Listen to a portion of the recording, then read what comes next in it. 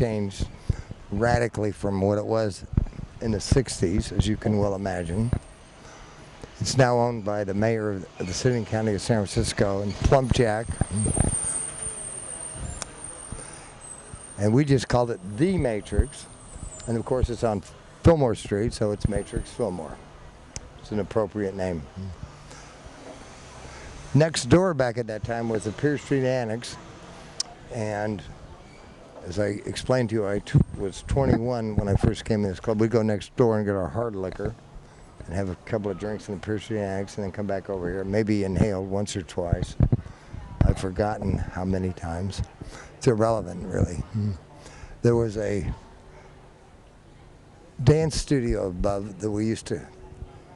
Sheila Zagorios, a nice lady who had a dance studio up there, and we tried to be a good neighbor. But as you imagine, we weren't the favored nation down here, being a lot of, shall we say, countercultural businessmen in the neighborhood. But I spent a lot of time down here lobbying the neighborhood, trying to be a good neighbor, and yet run a business that featured groups at nighttime. Sometimes we let bands rehearse in here, but our main function was to make live recordings to be produced into records later. Our first album was Grace Slick and the Great Society, 2 albums on Columbia Records, released in 1968. So here we are. And I can really use visual aids because everything's different than it was now.